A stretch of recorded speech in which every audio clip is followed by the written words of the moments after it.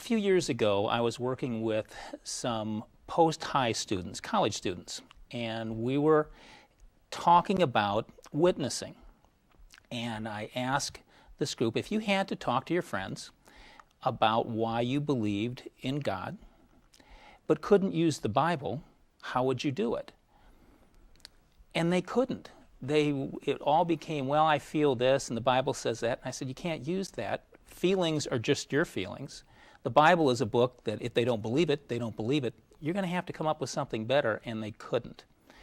So I thought during the week that we had between meetings, what would be a way that I could help them organize their thoughts and communicate why they believed. And thus I came up with an acronym called HISTORY. History stands for H is the historical accuracy of the Bible. I is God's imprint on every human on earth, regardless of faith, just because of the commonalities that we have. Why do some people seek God? Knowledge of good and evil. Where did all that come from? S is systems. All these organized, intricate, complex systems that revolve around us. T are the testimonies of the disciples. O, we discuss origins. What is the theory of evolution? And from a Christian standpoint, what are some of the problems with it? R is the resurrection. How can we know that Christ really rose from the dead? And then it's your story. Why do you believe? So I put that together and used that to help them witness to others. As I recall, you came to my office and you said, I feel I need to write something because I feel I'm being led. Had you ever had that feeling before? I had not. And you're correct. It was after we had discussed this, and I thought, wow, this, if I do say so myself, is pretty good. Now, I'm not saying it came from me necessarily. Mm-hmm. It came through a lot of prayer and just thinking about it. And I thought, okay, how can we do this in a way that I can communicate it to a broader audience? And so the book evolved, and you wrote the foundation. And it isn't just HISTORY and this is what this means and this is what you need to do, because it was put into a story. And so you might as well tell everyone what happened when you gave me the first draft. Well, you're right. We talked about it. It's like, okay, I need to come up with a story. So I wrote this short story. And keep in mind, I was trying to communicate to a 17-year-old guy.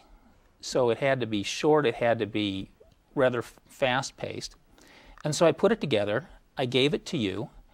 And your first response, Miss English teacher, is to get out the red pen. And you started, I'm going, no, stop. Put down the pen. Just read it. And then tell me your impressions, and then you can mark it up if you want, but first just read it. That's accurate. And I did. And it was a good story.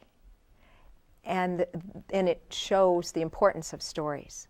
And from that point, it grew. The characters grew, the situations grew, and changed, because it's been 6 years. It was 6 years in the making.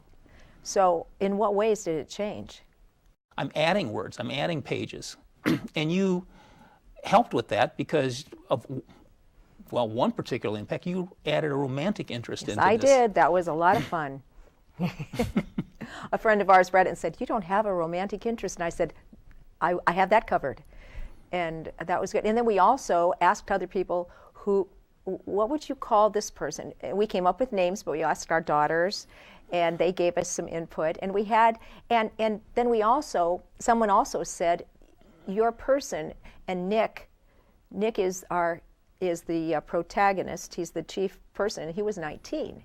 And what did one person say to you when they said 19? He should be 20. Why did they say that? They said if put him in college, make him a little older, yes, because it has a broader audience if you do. Mm-hmm.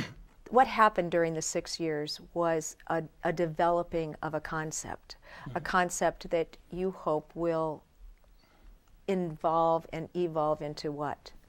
The idea is to present a logical argument for the existence of God and for Jesus being the Son of God. So the book is designed for the Christian youth going to college or looking for ways to defend their faith, but also for those who are seeking.